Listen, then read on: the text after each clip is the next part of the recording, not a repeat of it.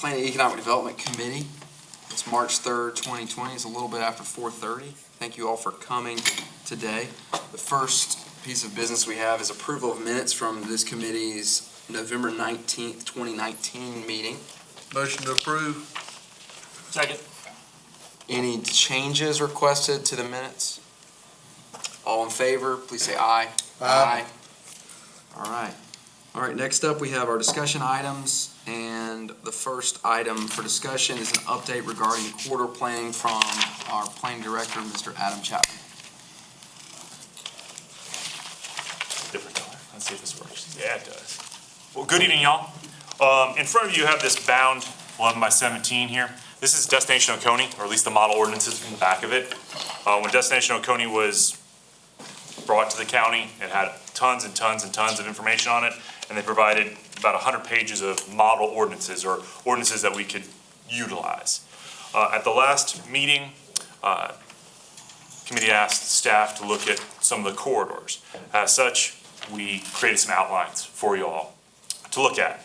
So as a recap, you asked us to look at 11, 28, 76, 123, and 130. You asked us to look at traffic and safety, on-site signage, building design, and frontage landscaping. Just as applicable, all the following, so I don't have to say proposed 900 times, everything's proposed. Also, when I say in the county, it doesn't mean in the cities that some of these highways run through, or the federal lands adjacent to, just for clarification purposes. So, Destination Oconee, this is a really interesting book, bought and paid for. I've read it piecemeal, I haven't sat down and read it, but it's definitely interesting, and a lot of community input went into it. So that's kind of the direction that we went as far as the corridors went, because we already have it, it's already ours, and we don't have to reinvent the wheel with it. And it was already approved by council. Correct. So, Sorry. in general, just as proposed, is that when we started looking at some of the conversation went, should we require stuff? Should we incentivize stuff? What should we do? So just a thought, and just throwing it out there, is that we can require whatever signage and traffic and safety stuff that we bring up. We can incentivize by a reduction in building code fees, the building design and landscaping. And this would be applicable to non-residential businesses, multifamily and mixed use, with the exception of farms. Agriculture would be not part of this. So starting with Highway 11. A lot of people say Highway 11's already got protections, why should we bother with it? It doesn't really. All it has is a massive 200-foot right-of-way and protections against off-premise outdoor advertising signs, billboards, and junkyards. And any other legal protections against scenic impediments are the responsibility of local government. So that's what we're doing here. So it was an interesting learn to hear that this is 11 doesn't really have any protections to it. So the signage scope, when I say scope, I mean the length of it in the county. The proposal is for the entire length of it, and the requirements are Destination Oconee Scenic Byway Ordinance. They have it's basically a sign code for scenic byways. It just seemed to fit. For traffic and safety, the entire route in Oconee County, and the requirements would be traffic impact studies for new business, connected parking lots, new traffic lights if required, would be the mast and boom style, the pole ones, and sidewalk connectivity. And the reason for sidewalk connectivity is that it'd be a whole lot of money for the county to put in a trail from exit 1 to Lake Jocassee. But if every business put in a little sidewalk here and there, soon enough if there's 10 miles of sidewalk built, then we just go and connect the dots, and all of a sudden we have our own swamp rabbit or what have you. That requirements one is for traffic and safety is going to stay the same throughout this entire conversation. And for design and landscaping, I'll talk about the specifics of design at the end of this. From the south, Terminal End to Rock Creek Road, and north from Terminal End to Lake Jocassee Road, or Jocassee Lake Road, it's about 2.5 miles, give or take. And because this was couched as entry corridors, by and large, that's why I just kind of did the entry portions of that. 28, signage scope, entire route in Oconee County, Destination Oconee sign ordinance. Traffic and safety, entire route, same traffic stuff. Design and landscaping scope, entire route in the county. And 76 is pretty much the same, except for state line to Damascus Church Road. Most of that's state park anyhow. And there's a lot of topography in between Long Creek and Westminster, but we can of course add to it. Traffic and safety scope is the same, design and landscaping scope is the same. 123, now this is the one that predicated all this conversation. Of course, the entire route in Oconee County. Now, we can look at trimming out the part from Westminster to Georgia, but I do believe the part from Seneca to Westminster definitely needs to be addressed, as well as from Seneca to Clemson. Same things for traffic and safety and design and landscaping. Entire route in Oconee County, 130. 130 I was actually looking at from 11 to 123, just because most going up to Bad Creek is not that. It's mostly forest and Duke land. Same things. So, a word on design. Y'all know Pizza Hut? Y'all have driven past Pizza Hut. It was designed in 1959 by a couple of guys, and they couldn't afford an architect. So they paid the architect $100 and said, every time we build one of your buildings, we'll give you $100. They built 6,000 of them. But you've all driven past old Pizza Huts before. You're like, hey, that was a Pizza Hut. That was definitely a Pizza Hut. So people have constantly throughout time had to rebuild the bones. It's really hard to move bones around of a building. So people turn to other stuff, to funeral homes.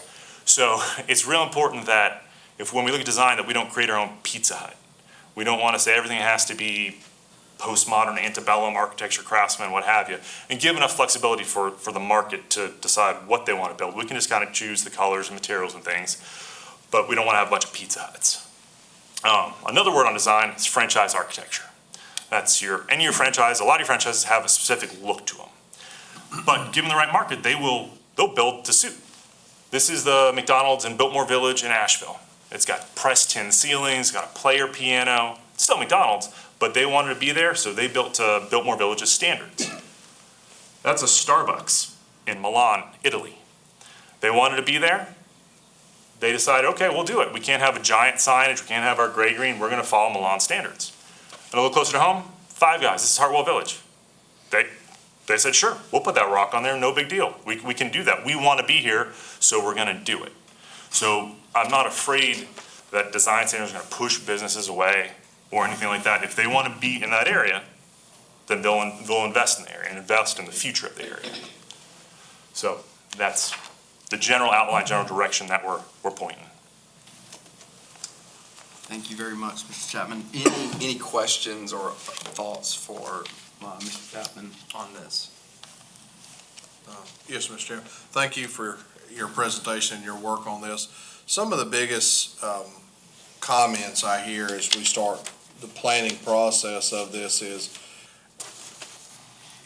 what are we looking for? What are we trying to accomplish? And I look at a lot of things, not just as you're looking at what it looks like, but also the safety to get to what we're trying to design. As we start to grow, planning, involves more than just what we're looking at on the buildings. And I think great-looking buildings actually end up being more successful for community members that go there and people that visit here. And I've heard nothing but great things from, the way Hartwell Village was designed. I know they've done some interior work after they got it designed to change a few things up on there. But it's great to see businesses locate together. It's great for the county to support those deceleration lanes and things like that we encouraged with that as well. So building design is important for the look that we continue to maintain in our county as well, but also safety. And I think that's the biggest thing when people ask the question, why are y'all so focused on these corridor plannings? And, when you drive and you see a car upside down in a ditch, or you see the amount of injuries that I see come from collisions, especially on the 123 area, something's got to be done now. Or if you're driving outside from Anderson into Clemson and you see the amount of traffic that's piled up into there and people are just trying to get through, if we don't plan, it's going to be the same thing from there. So the amount of curb cuts and everything, we're not trying to restrict people's land.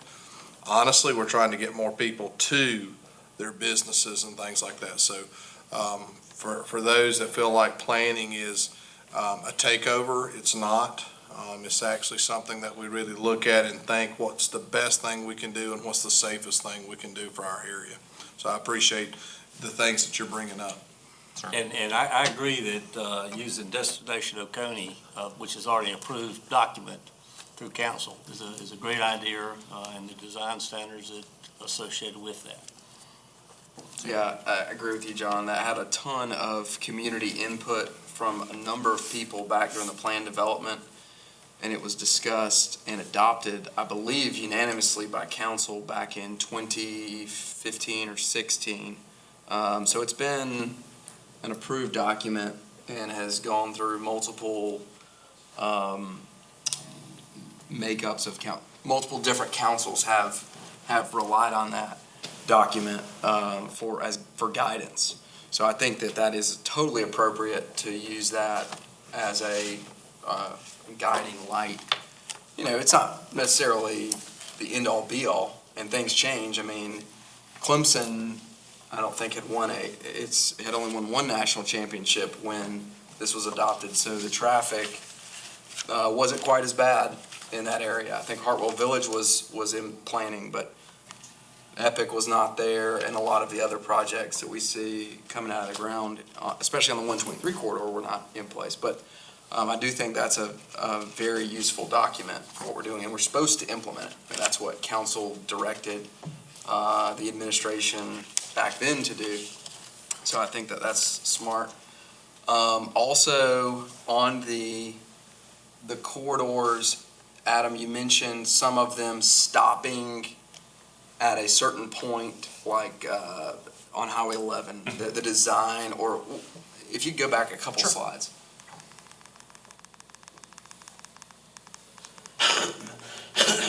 And just by way of example, so terminal into Rock Creek Road, that's not actually the end of Highway 11 in Oconee County. That's just why did you select that particular point there? So I tried to find rough ends. I started at the north to Cassie Lake Road seemed like a natural entry into there, because it's kind of like we're in Oconee County now. So it's Okay. about 2.5 miles, and Rock Creek Road is about 2.5 miles as well. We could have design standards the entire length of it, certainly. There's a lot of open land out there, certainly. So we could certainly push it all the way through. I think with the advent of the way this county's gonna grow, we need to include, from end to end on the corridors, because we're gonna have growth, and if we don't protect those open spaces right now, then we'll have the growth out there to be, what we don't want. Sure. We can certainly make that happen. And I agree with you, John. I don't know that we should, I think you've done an excellent job in establishing the scope of the corridor plans in general, but I do think that we should look at from county line to county line. Okay. As that corridor runs, whether it's Highway 11, 28, 76, 123, or 130. I think that if we choose not to include a portion of it for some reason, we can talk about that later, but I think at least at this point, we should be thoughtful about the entire corridor, because we don't know where the growth is going to occur. Well, we know where some of it's going to occur, but it might occur in places we don't expect. Certainly. I think it's also a good focus to look at as we look at matching the infrastructure credits, as we've talked about with the Salem water line, what that area can be out there while maintaining the beauty of that area as well. So I think we have to continue to have that in mind when we're making these changes as well, so. Is there any other thoughts or questions regarding what Mr. Chapman has kind of laid out as his scope from here? Is there any input you need from this committee to assist you in your work? Staff, any I don't have, direction or anything? If I may, please, Mr. Chair. At some point at a council meeting, I believe it was Mr. Elliott that asked us to look at the internal corridors as well. If we're going as far as to make a plan for the corridors that were listed here, from the first motion coming from this committee. I'd like for us to merge those two thoughts and go ahead and include the internal corridors in this plan so that we can create a comprehensive plan that encompasses the entirety of the corridors within the county. And I think if we started like at Highway 123 and then maybe use that as a model, then we can lay it out to the different corridors and the internal corridors if we wish, yeah. Or do a primary and secondary corridor plan, so we have the most heavily traveled corridors and then the internal corridors being the secondaries. Is there how would we go about combining that, or is that even something we can do? I think Or just administratively, y'all it's something we can understand do that? and make another presentation to make sure that we're on the right track and kind of do the eye doctor thing. Do you like this one or this one or this one or this one? And then once we establish that moving forward, because there were several examples listed here in Destination Oconee, but maybe what we would do is us pick the ones that we think that you would like the most, present them to you in a reasonable format, and then you keep the ones you do like and strike the ones you don't.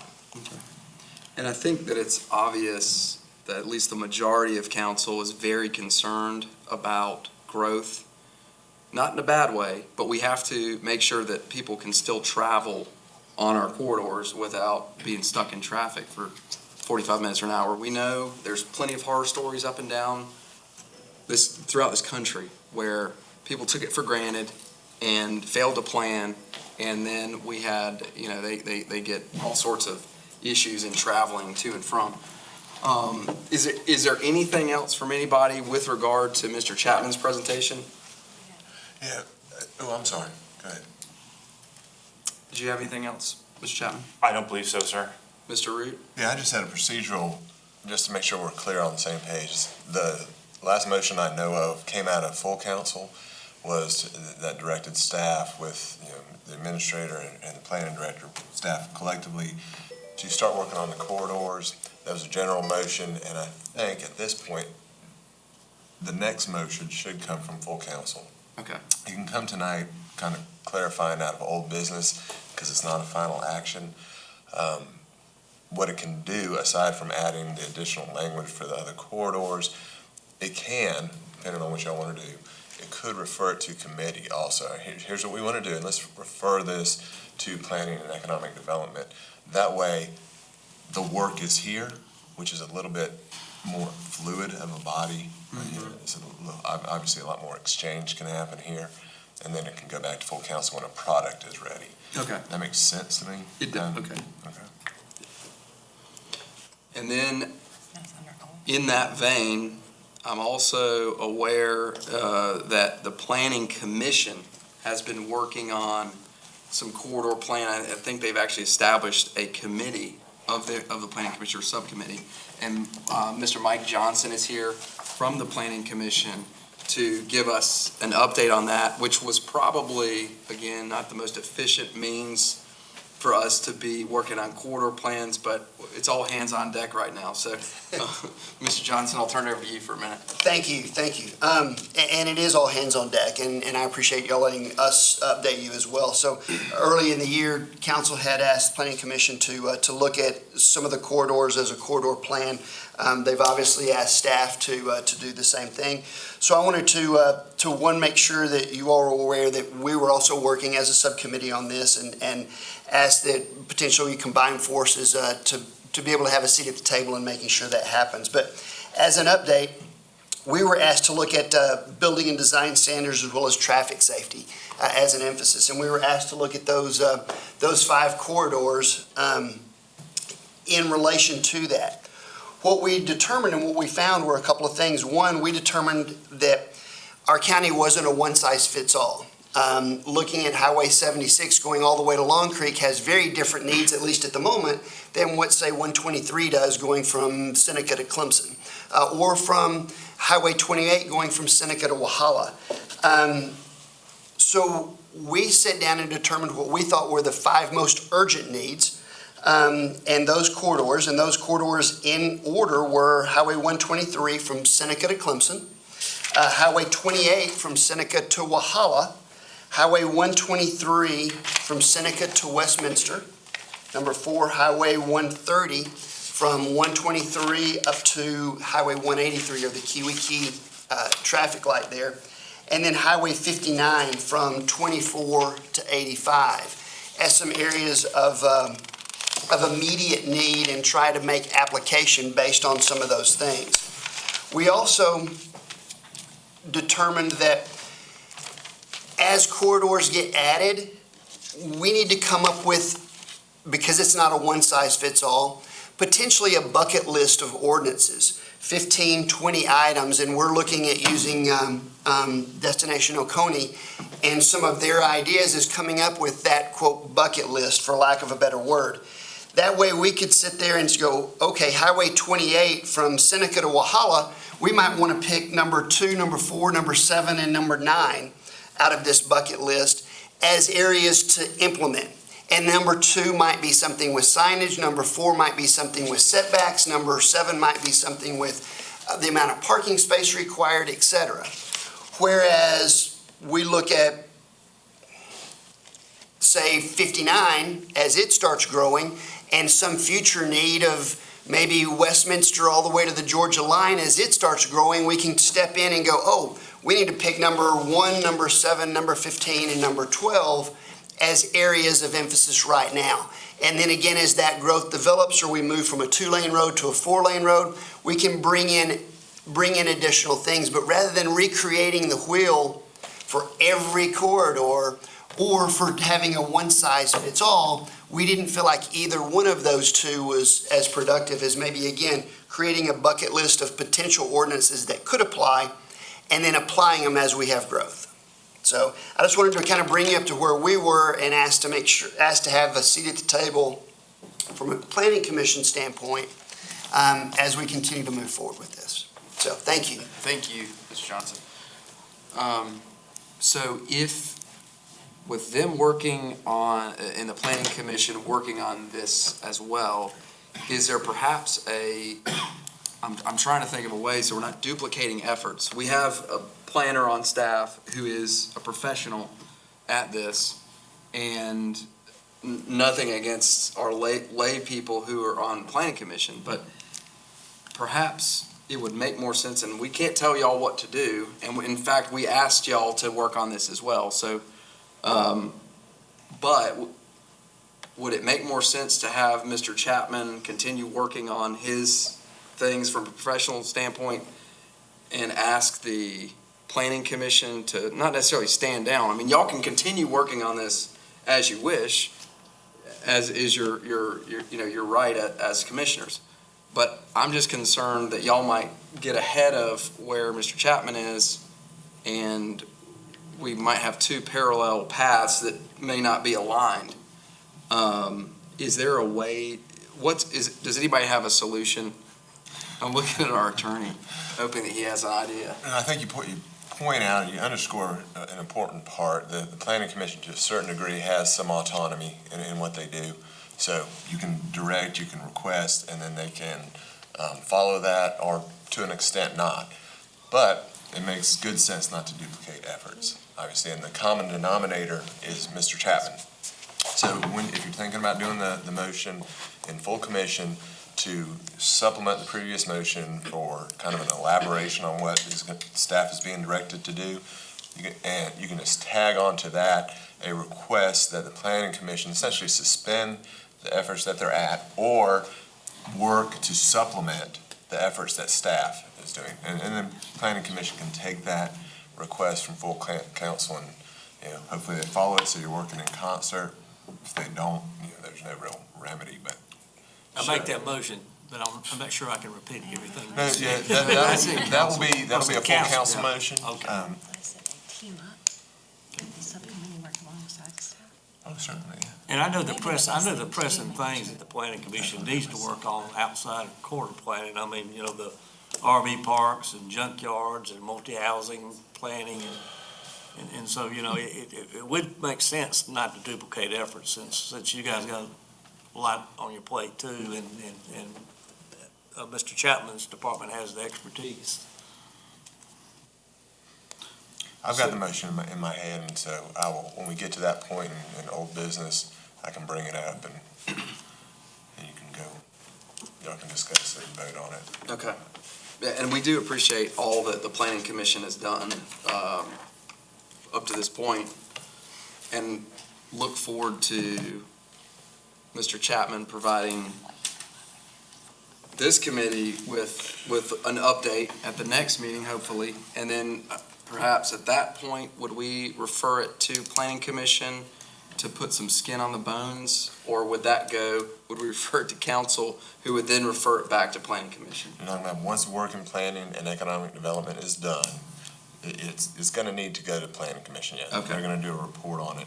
So I think in almost perfect world scenario, we come out of this, staff, Mr. Chapman, the administration has worked and is working on a corridor plan. They're finding the niche areas for the planning commission to supplement that work. And then they have a ordinance or a group of ordinances and a kind of flow on, hey, this is what we're presenting to you now. These are things to consider down the road. Council can consider these, perhaps take a first reading on them, send them to the planning commission then to do, have a report on them. It depends on where those ordinances fall within what we presently have, on what action the planning commission would have to take Okay. on them. But yes, we will ensure that everybody's grouped together, obviously before second or third reading happens with full council. Okay. Does that make sense? Yes, sort of. Well, we really appreciate everybody's efforts on this, and confident we'll get a very good product at the end of the day when we adopt it on third reading in 10 years. I'm just kidding. I think they can do it in 6. I'm just kidding. I really am thankful. I'm glad that we're to this point. I remember years ago talking about this and saying, we need corridor planning, and now we actually are getting something done. So it's really exciting as we see the traffic now starting to build up. Okay, is there anything else on this corridor planning for this committee? Okay. Next up, we have discussion regarding revisions to the sign and billboard ordinance. Mr. Root, is that your bailiwick? Yeah, it is, along with Mr. Chapman again. Okay. I sent to you all what I styled as an attorney-client work product because, as you know, when I'm drafting something, it has happened in the past in my history that it comes out that this is, like I'm making law, that this is the new sign ordinance, which obviously it is not, and I don't want anyone to get too up in arms about any changes to the sign ordinance before it goes through the process. So a copy will be included in backup. Do you all have the copies that I emailed to you previously? I have a copy in my email, but I didn't print it out, and I apologize. Copies. Thank you. Y'all have copies? You have it on your iPad, on your email.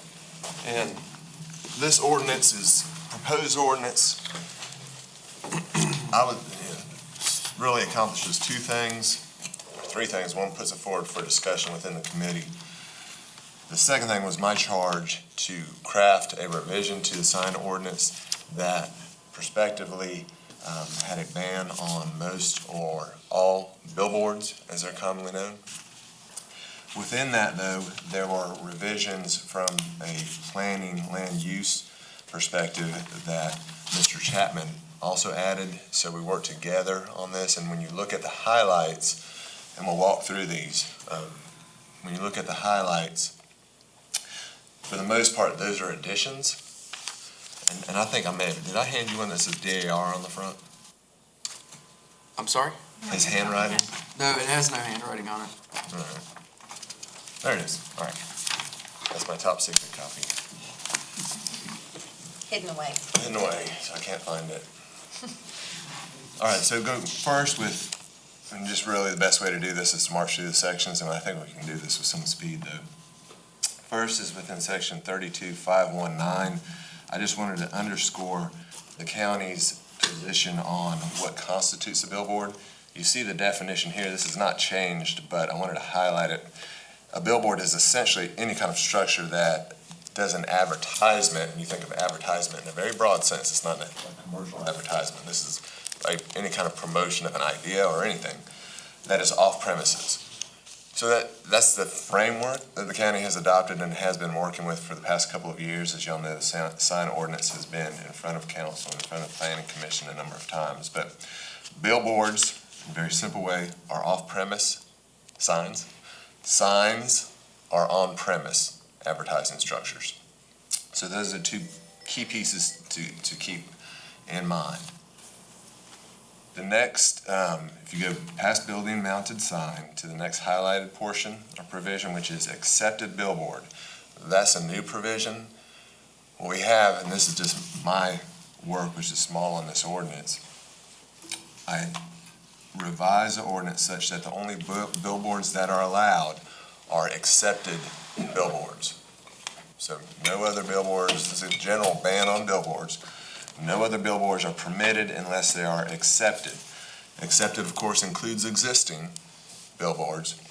It also includes, as you'll see, number 1, billboards that are visible from I-85, which is, and either visible, we don't want to make it just so you can be seen, but it's with the intent that they be seen from the traveling roadway. So that's within the definition of I-85 as I was instructed to do.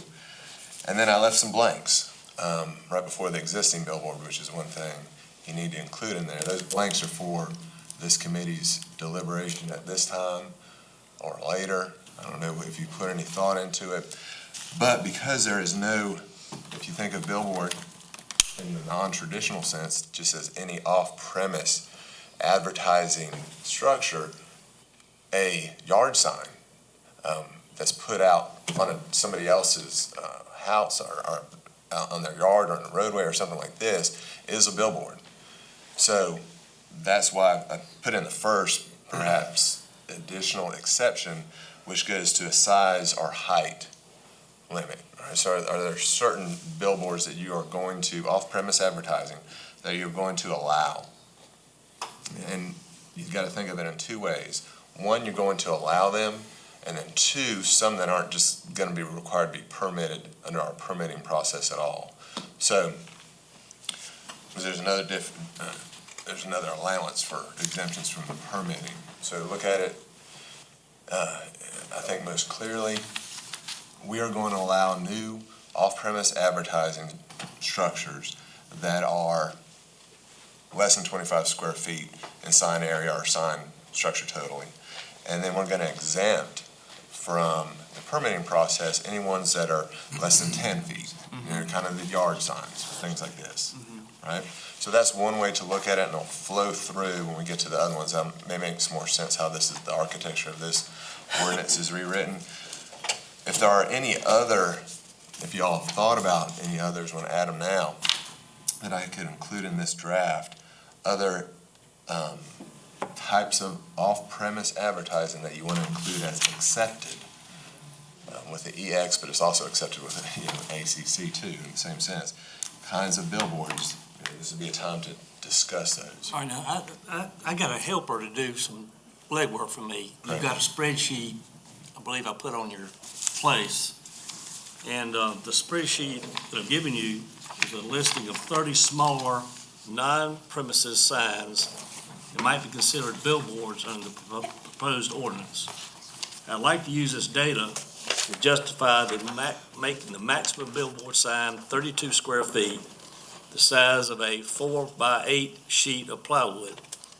The data mostly came from South Carolina 28 between Seneca and West Union, and US 123 between Seneca and Clemson, with some from South Carolina 188 and South Carolina 183. He believes he got all the signs from 30 to 100 square feet, but there are certainly more that are under the 20-foot range. Only 4 of the 30, 13%, would be considered outside 32 square feet. This percentage would be considerably smaller if all the very small signs were included. Assuming the data is representative of the county as a whole, the demand is small for signs larger than 32 square feet, but smaller than the current billboards over 100 square feet. So I'd like to, I guess the data helps me to decide that, at least I'd recommend that in the blanks that you left in the paragraph accepted billboard, that the size be 32 square feet and the height be 10 square feet. No, excuse me, 10 feet. Yep. And we can take this informally, because this, obviously, this is a I agree work with product. But any discussion on that? No? I mean, it's backed up and makes some sense. So Can we're we talking do- about the maximum square footage for an off-premise sign, which is considered a billboard under this ordinance. So Correct. if not for the business on-premise, it's advertising a business or other organization or event not at that premise. Correct. And obviously, these signs would be exempt Sure. anyways. They're existing, they would be included as accepting. So for new ones, anything that would be 32 feet or under would be also considered an accepted billboard. So if you could flip to the next page, this might just be a good time to do this. Can I have one more? Oh, yeah, point? absolutely. So on the existing billboard, the next paragraph. It seems like we probably need to add at the end of that ordinance, and any billboard erected by federal, state, or county governments. Well, I would say any local government, including municipalities too, John. Or any. Any government subdivision, state, federal, or any other local government subdivision, Yeah. which might, I mean, it may be a sign that for public health or something that needs to be large. right. So it's really not going within existing billboards, but going within, you wanted to add a public signage exemption. Right. For I think we have accepted it covered, but billboards. yeah, that's a good place to make it clear here, absolutely. And also a height restriction. 10 feet maximum for, did you already say 10 feet? Yeah. Okay, Yeah. yeah. I'm in favor of that as well, so.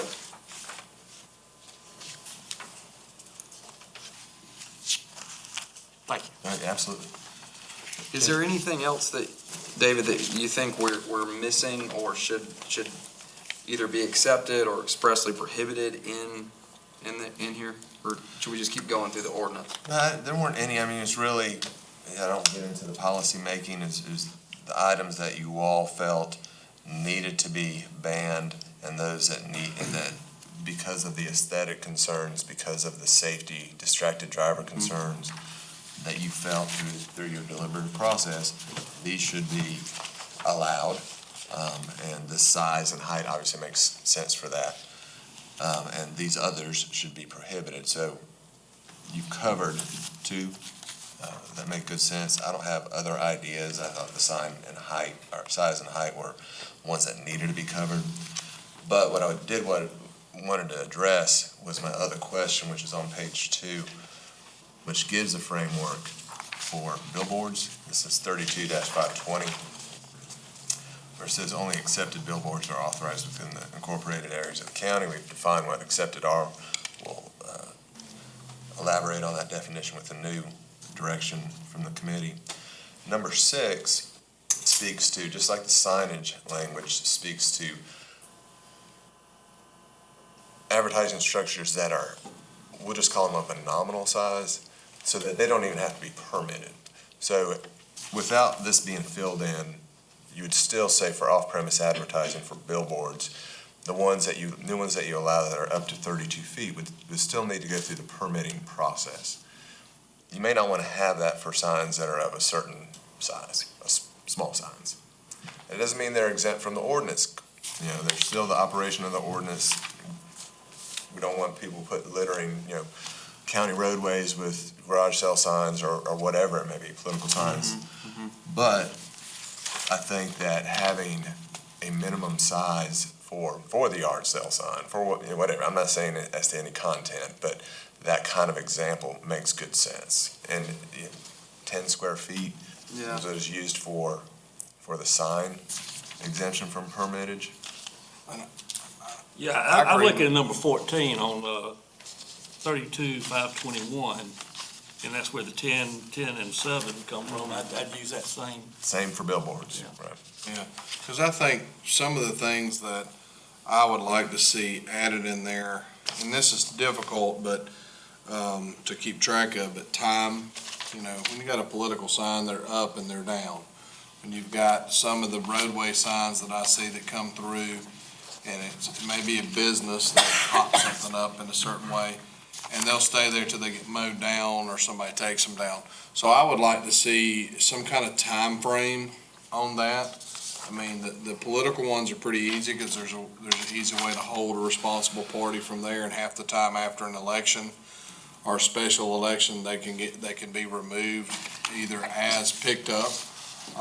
But when you have large, signs that I've seen, and I've seen some come through, that have been up there 2 years and they're falling apart. So, and, people don't want to take them down because they feel like it's the responsibility of those people. But at the same time, there needs to be a time frame to where we can go through and identify a sign that's probably been there over, I don't know what the timeline, what this committee sees, but I say like 2 months. Well, the problem with that, I think there's the South Carolina DOT has a law. It is. I mean, you can't even have political signs on the state highways anyway, they just don't enforce it. Right, well, In and the that's. right of way. Yeah, In the right, right right. of way, in the right of way, which And- is a long Right. distance. Yeah. But very what long. I've seen is a lot of businesses do this. And technically speaking, they should be taken down, but it'd be nice to have something in there that if something does come up like that, we at least have something that says, hey, if it's non-political stuff, because nobody enforces, the political stuff, period, until it's 2 years after an election and you still see somebody's sign hanging out there. So, I'll just make sure I'm clear. So what we have in here is a prohibition on, and it would be off-premise, it would be a billboard, an advertising structure on publicly owned property, including a county-owned or operated right-of-way. You're not speaking to this, you're speaking to signage on private property. well, it would be right away. It'd be similar to No, any he's kind saying that that's already present. It's already prohibited, carte blanche, Okay. zero, unless you have. I left room for a procedure for it to be allowed. I don't think it's a especially good idea to allow it. I think probably just keeping the county right-of-ways clean and clear is probably the best. Well, I'm trying to trace down right away or not. Well, I think we've got a good, but, yeah. So, yeah, our right-of-ways are covered in publicly owned property. Obviously, we don't have jurisdiction over all the publicly owned property, but usually what comes into play are the county-owned and operated right-of-ways, and under the ordinance as it's written, that off-premise advertising wouldn't be allowed within there. Julian, you're referring to signs probably of a temporary nature that are on private property, which would be allowed for some period of time. Yes, that's kind of, I've just seen at intersections and stuff like that, you'll have 15 or 20 little so-called election signs that are, if you're your business or something like that and you're trying to advertise grand opening, it's within a certain, close to your business, it's a little different, but sometimes they get scattered. I mean, they print thousands of them and they stay up there till, they get Till they picked get up. mowed. Till they get mowed down. So that's the things that I was trying to look at is because I don't see an issue on the political signs. It's just kind of what it is at the time period, but they're always during election time. And after election time, if a candidate doesn't take a sign down, they can be contacted and they have a certain period of time. But I just was thinking from a business standpoint, I've seen more and more and more of them in the county. So either we're not enforcing our law that we already have, in regards to that, and that could make it get out of control, or we don't have a law, and we need to have something in place to keep that from happening. Because I see them in the right of way, I got to pull out, and there's like 5 of them, Yeah. This does contain a clearer language about the right-of-way prohibition, which isn't in effect now, and we still do, it would fall within the litter ordinance. It would also fall within our county roads and bridges ordinance, as far as a kind of an encroachment permit issue. But, this is more clear. It's certainly, it goes on the code enforcement officer and the sheriff's office to be able to police that issue. But this does, Okay. it wouldn't allow for it, no, just to be clear, because you kind of say, yes, you'd be good with it for a temporary time period. This doesn't allow for any time period as it's drafted now. All right, I'm good with that, because that, Yeah. otherwise you're just gonna it's getting out of control, and I think it's Yeah. just because we're not. Well, and then you can get these signs for very, very little money, and so you get 1,000 of them produced, and then if there's no law telling you you can't put it up, or you have to have a permit, then people are gonna go as far as the government allows them to with it. I've got one more, on 32-520, and then I'm gonna refer back to it in a minute. Number 5, stacked billboards are, I would like to say they are permitted, but if you go to 32-519, sign area, I'd like to add a sentence that says the area of a stacked sign or billboard is that of the smallest rectangle required to encompass all the mounted signs. So in other words, you'd be allowed to mount the signs, but the distance limitation or the length and height limitation, which will apply to the top of the stacked sign to the bottom of the last stacked sign. All right, so you most often see the stacked signage for signs when we're talking about on-premise advertising. But you're saying for an off-premise for a billboard, as we're allowing, so a new billboard, you got 32 square feet for a particular They billboard. could divide that distance up and have two signs. To but it's- allow- But it'd be measured, the two signs measured together. I understand. Would be maximum 32 square feet. Yeah. I can draft it that way. Is there other thoughts on? No, I agree with that. I think the other standard of that is, and I was reading several of the other billboard ordinances around, they don't allow, if it's a double stack, it can't be a single advertising. In other words, you can't buy, it gets too large. I was just reading Greenville's has one like that. And if it's a double stack sign, the advertisement can't connect. In other words, if you purchase both of them, it still has to be a break in between, and it can't supersede the billboard itself by a certain period of time. Because I've noticed with a lot of billboards, as they've started to grow up and go up, depending on whether it's, the Chick-fil-A animals or whatever like that, they go outside of the billboard parameters. And obviously works because I've got that in my head. So I'm not saying billboards don't work. That's not what we're here to do, but, just thinking about is there anything that we have in there in regards to how far they can go outside of the parameters of the board itself? And that would include, our square footage includes the whole structure. So, there are, I know, I've read those ordinances where your sign area is X. If you're gonna have, and I forget what they call it, but if you're gonna have the cowboy and you're thinking of Pedro's or whatever who's up above the sign, then you can have an additional 15 feet for this. We don't have that allowance. Okay. The maximum of existing billboards is 672 square feet, right? That's correct. And then going forward for any new billboards is 32 square feet, That's correct, as we're proposing. as we're discussing. discussing right now. Right. So if you want to put up a billboard more than 32 square feet, do it now, public. Just saying, I don't think any permits have been filed in years, but I'm sure somebody's going to say we're keeping people from building billboards. Anything else, Mr. Root? I know we've got one more thing on our agenda, but I do want to get through this. I'm just taking notice of it.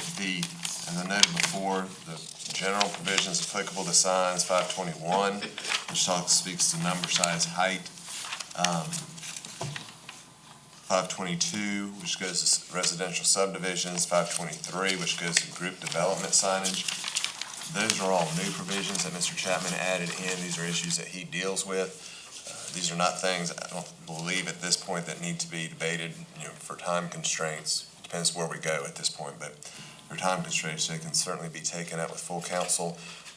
Or if you just want me to rewrite this and bring it back to committee, that's the next decision.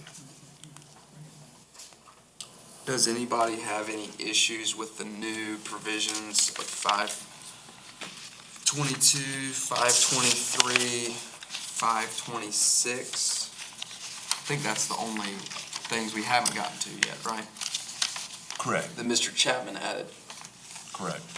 And the 526 is me. I incorporated that, those, the maintenance requirements, the state's language was more clear, so I incorporated the state language within our maintenance requirements.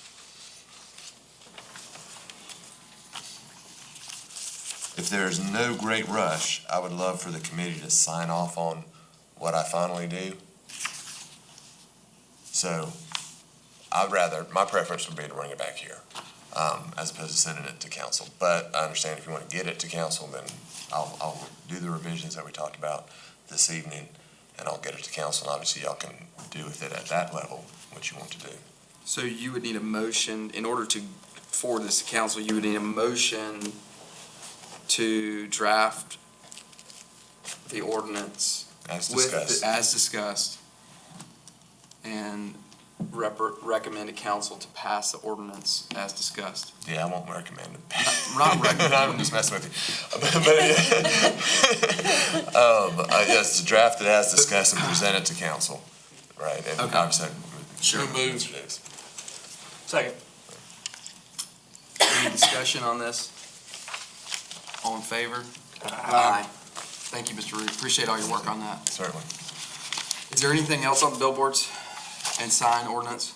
Are we done with that? Adam's still here. All right.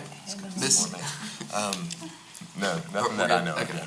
all right. Finally, on our agenda, we have economic development activity and opportunity zone update from our, the OEA president, Miss Annie Caggiano. Is that right? That's right, I do need to update my El Presidente. title. Madam President, if you will. Thank you all, appreciate being here today with everyone. This is just my second committee meeting. I think my first one was my second week on the job. So, you know, I talked with staff. Emily's here with us today. Okay. And how we want to bring updates to the committee and how we'll interface. So this is just our first stab at this. You know, we want to keep it dynamic. We want your feedback. So, you know, let me know what you think. But what we did was, we took a look at activity that has been generated by several different groups that we work with, Department of Commerce, the Upstate Alliance, and then our work in general, and what has come in to us since January 1st. And honestly, you can pretty much take out January. Nothing happened in January. It was just everyone slow to get back into the groove. A lot of the election talk came out after New Year's, so not much came in to our office. But start of February, we started to see a lot of activity come in.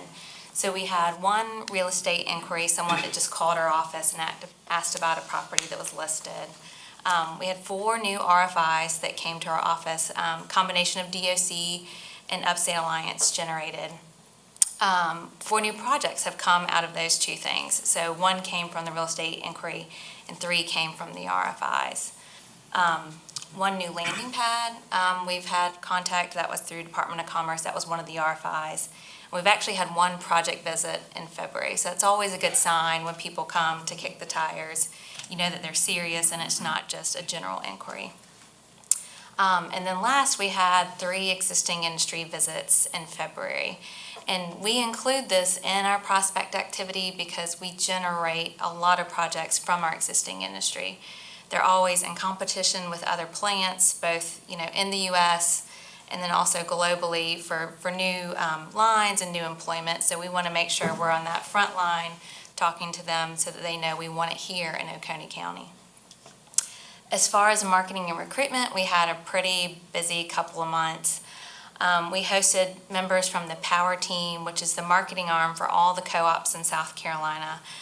We did a community tour with them to show them, you know, our existing sites, the activity there right now, how we would lead a prospect through the community is always important because they're just an extension of our team.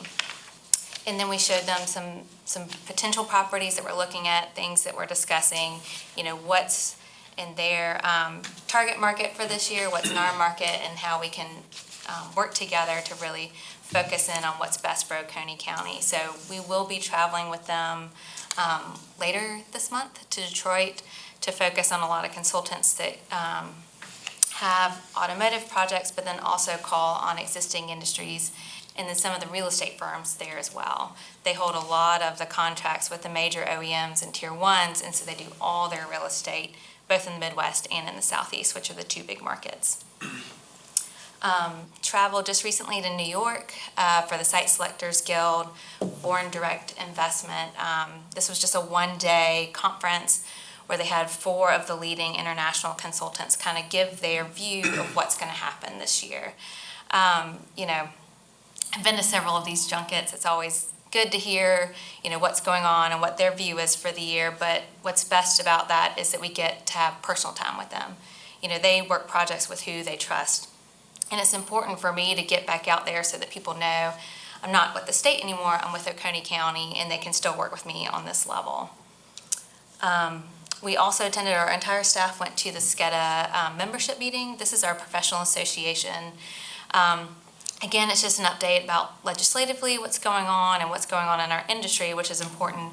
But what we did is we partnered with the Upstate Alliance, and we actually hosted all the project managers from Global Business Development for a lunch that day, so that they know that we're working with Upstate Alliance and that they can meet the team, Emily and Morgan. They have an interface with them a lot.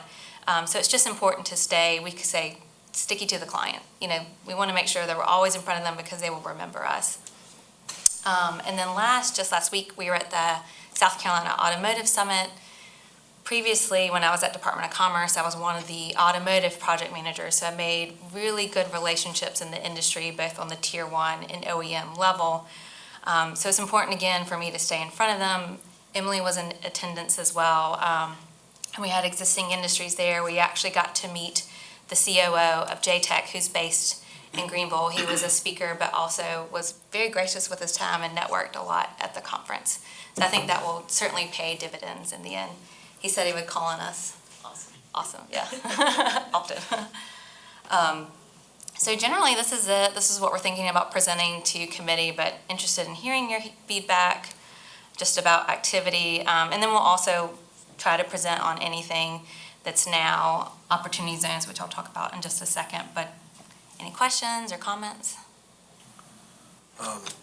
We still have all county parks, including Golden Corner, out there right now. We're still continuing to initiate that, correct? Absolutely, Yeah. yes.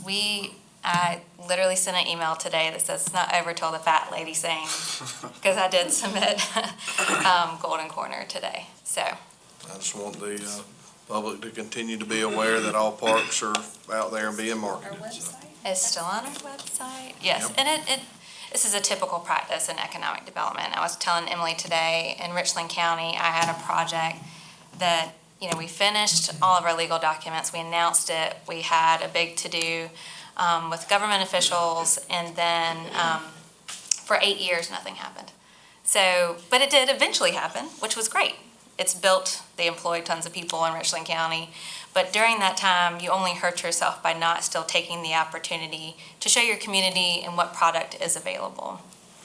So in these meetings that you went to the last month, are you hearing that things are slowing down? I mean, I've heard that because the presidential campaign is coming up, that people don't know which direction the country might go into. And that's what I'm hearing. I don't know. What did you hear on that type of thing? We did hear a lot of that. I think it's a general nervousness. There's not anything that's typically pointing to it. The election certainly makes people a little bit more cautious and risk averse because they're trying to wait and see where they want to spend their dollars. But one thing, especially at the Automotive Summit that we talked about, was the new NAFTA, the MCA, has been ratified, and now everyone's focus has gone to implementing it. So it changed a lot of the content rules. It really changed a lot of the internet and cybersecurity rules related to how we interact and how people can trade or sell items. So I think a lot of people are looking inward right now and reinvesting in themselves and focused on that. But I feel confident that the economy will still keep going along. But it's we're prepared for a slowdown, but the last 2 months have not been slow. Good.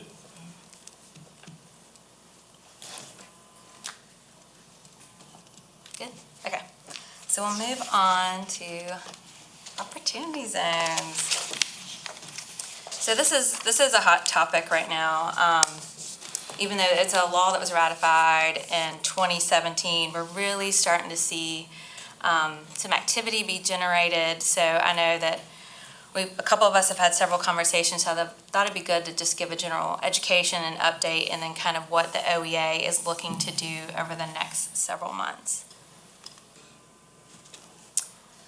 So what is an opportunity zone and what's an opportunity fund? You can see Mr. Davis is already yawning, so these are very boring. I've only been to like 5 opportunity zone meetings. It's a joke. It's complicated. I mean, you know, I'm actually going to read this because this is the most succinct thing I could find about opportunity zones and funds. So opportunity zones are designated low-income census tract where tax incentives are available to groups or individuals who invest in an opportunity fund. Again, this was created under the Tax Cuts and Jobs Act of 2017. And it is important to note that the last update and the final update to the law was made in December of 2019.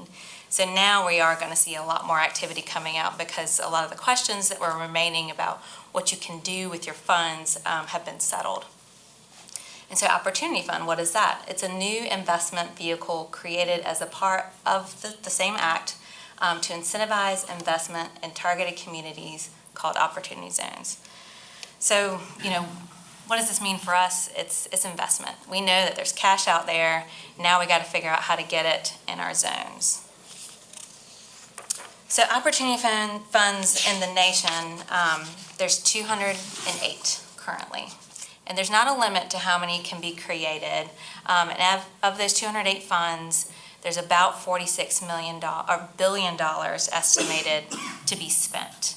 Doesn't necessarily mean that the funds are in there yet, but the people who have created them estimate the total is going to be about $46 billion. Interesting enough, 63% of these funds have designated themselves looking for investing in affordable housing, which is really important because I think that was the true goal of the law, of the Opportunity Fund law. Right now, there's 11 funds in the nation that are actually targeting South Carolina specifically for development. And there's only one specifically that's South Carolina only and not looking at any other states. And they have $50 million in their fund and it's based out of Greenville. So opportunity zones, what's our competition? How many are there out there? There's over 8,700 in the country, and 23% are in rural areas, even though they did not define what that meant. 135 in South Carolina and 2 in Oconee County. And I don't know, is there a pointer? Oh, yeah, okay.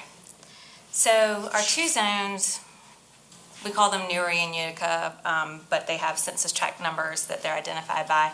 So, you know, when we started talking about how we're going to assess what we're going to do next, I was like, well, we got to figure out what we have.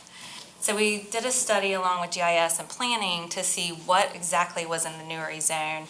And you can see there's 89 residential properties for sale, 1 commercial lot for sale, and it's about 5 acres. That one's on 123.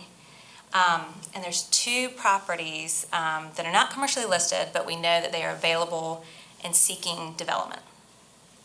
As for Utica, down here in Seneca, there's 22 residential properties for sale, 1 industrial park for sale, which is our Seneca Rail site, and then 1 property not commercially listed, but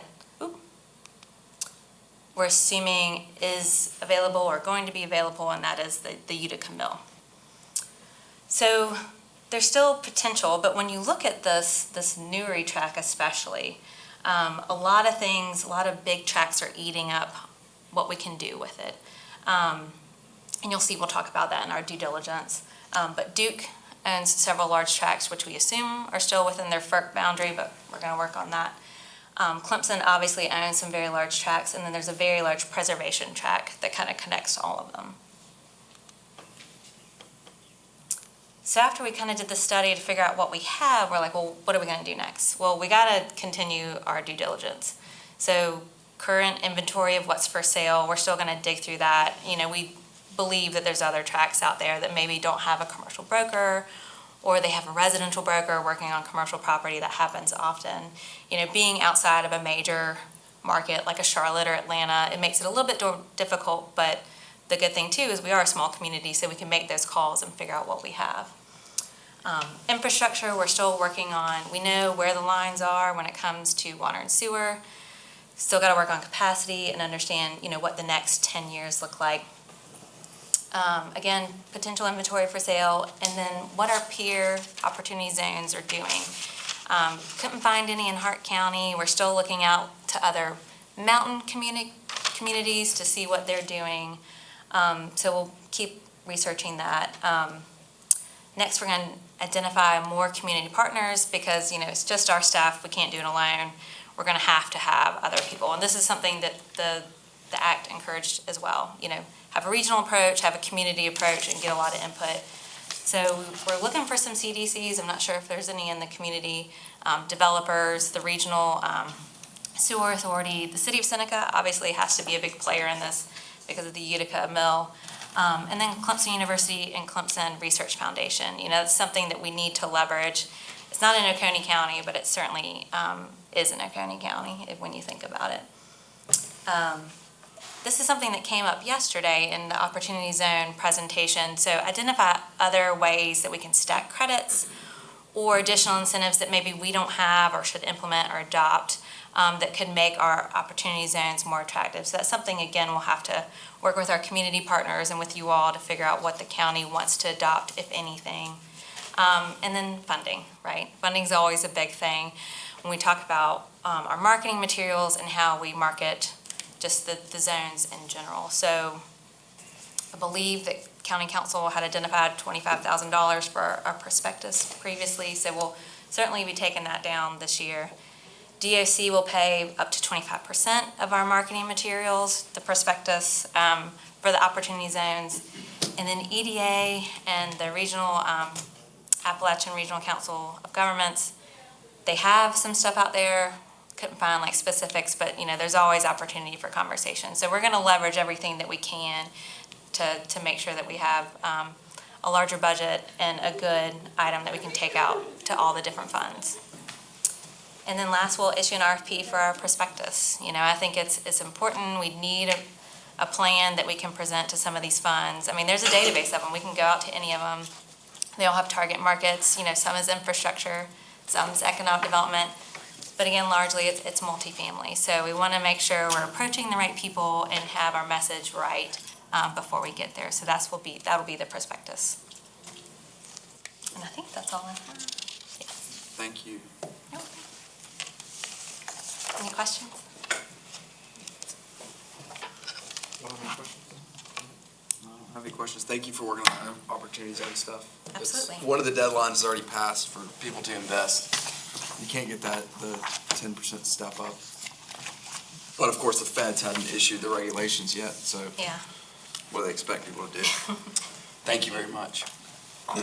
Keep up the good work. Is there any unfinished business? Any new business? Do I hear a motion to adjourn? Second. All in favor? Aye. Aye.